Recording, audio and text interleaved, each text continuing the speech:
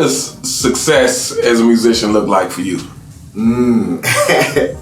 I think we kind of talked about this with. I think success is, honestly, I think it's being happy with what you're doing and not even considering a job ever. There's so many people I talk to, they have these really great jobs, and it's great, if that's what you're supposed to be doing, that's what you're supposed to be doing, but you can just see that tinge in their eye where it's like the monotony of waking up and doing the exact same thing over and over and over kind of gets to them. And I think it's important to love what you do just as much as you have to put it into a routine. So, and I think that's the beautiful thing about jazz. Everything's different. Every time we play on the bandstand is different.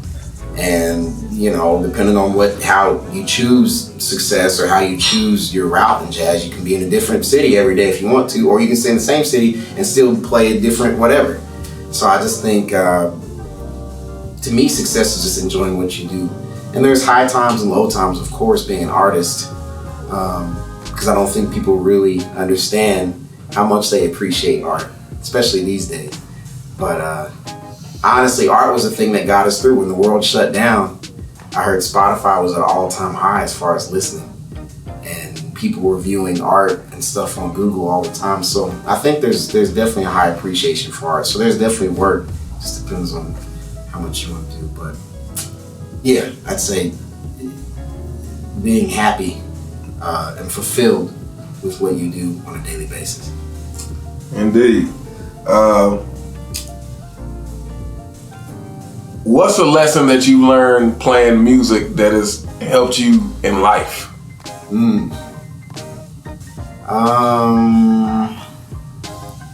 I'd say patience. Patience is key. And I didn't always used to have it, and probably still don't have it to where I need it. But just being patient with myself, patient with my ideas. There's something my professor, Steve Davis, always used to tell me. He said, sometimes your first idea isn't your best idea. Sometimes you want to wait for that next idea to come because it could follow through to the one after that better. So just kind of waiting and really being patient about, my pursuit of my own melodies or own concepts that I'm coming up with. And also understanding that it takes time to get better. Nothing happens overnight. You have to take time, and sometimes the growth is slow, but I think anything consistent and steady and committed will indeed show itself in time. So, when you get to the end of your music career, which will probably be in the end of your life. I don't know. I don't think no end in sight. What do you want to be your musical legacy? What do you want? What do you want your mark to have been on music and thus on the world? I just want to be kind of what I was saying, just good at what I do, and for people to recognize that if they called me, they were going to get the best version of me in whatever capacity they called me in. So I just want to be great at what I do. I don't necessarily have to have a lot of money or be, super famous, but I just want to be great.